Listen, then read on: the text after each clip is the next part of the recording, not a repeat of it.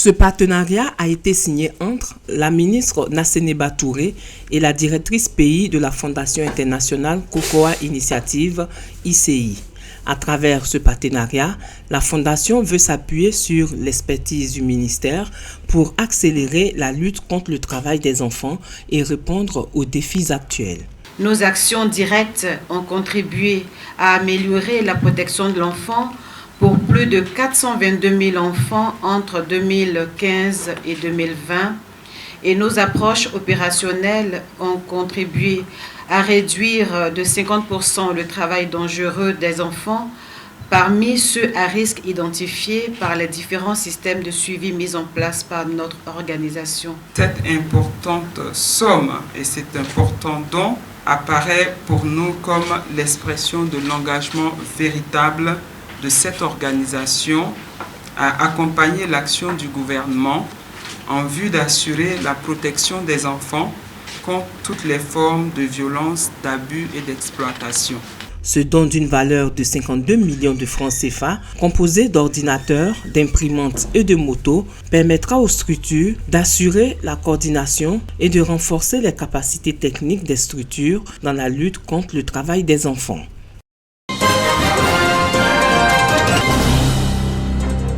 L'Égypte est un bon élève en matière de production animale et halieutique selon les experts.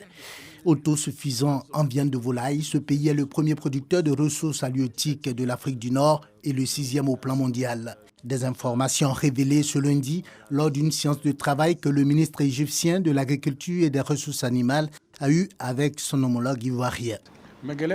Il y a de nombreuses possibilités de coopération que nous offrons, que ce soit dans les ressources halieutiques, ressources animales, dans les études aussi, dans le domaine des études, des centres d'études et le renforcement des capacités. La pisciculture, la production de poissons aussi est l'un des domaines vraiment clés chez nous et nous souhaitons vraiment partager notre expertise et venir en soutien à la Côte d'Ivoire dans ce domaine très important. Il a par ailleurs invité Sidi Timoko Touré dans son pays pour lui permettre de voir les progrès réalisés dans ces domaines. L'Égypte est un pays qui a performé de façon exceptionnelle et extraordinaire dans le secteur de la production animale, mais aussi et surtout au niveau des ressources halieutiques.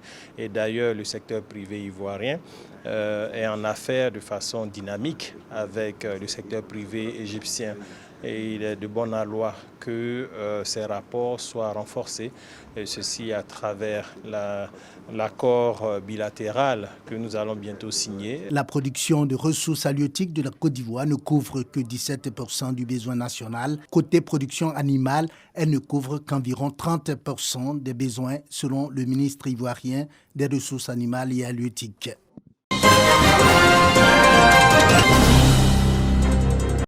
Les parties prenantes du secteur des arts et de l'industrie culturelle réunies pour plancher sur la révalorisation de la culture ivoirienne et la promotion des droits culturels. Pour eux, la culture n'est pas hautement mise en valeur sous nos tropiques, les droits d'auteur y compris. Il faut très tôt répartir la base pour que les enfants apprennent désormais de nos valeurs traditionnelles. Sortir de la honte primitive qui fait que nous pensons que tout ce qui vient de l'Occident, c'est ça qui est meilleur pour nous.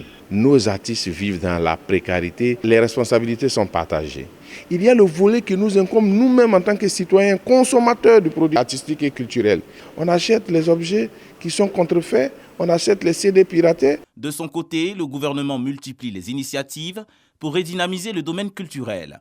En plus de la volonté politique, vulgariser les arts implique l'action des populations, selon le représentant du ministère de la Culture. Aujourd'hui, quand même, au niveau de la Côte d'Ivoire, il y a quand même une protection du patrimoine culturel. Nous avons des structures chargées de cela. Au niveau du ministère, nous avons la direction du patrimoine culturel. Et puis, vous avez l'OIPC qui s'occupe quand même du classement des biens au niveau international, notamment au niveau de l'UNESCO. Mais la question même de la culture est une question de chacun de nous. Chacun de nous doit pouvoir faire la promotion de sa culture à partir de la cellule familiale. Est-ce que je parle la langue avec mes enfants? Quel habit je porte, par exemple, pour que mon enfant puisse copier? Cette conférence se tient dans le cadre des assises intermittentes initiées par le Conseil national des droits de l'homme, une aubaine pour susciter l'éveil des consciences et favoriser la prise de certaines décisions de portée publique.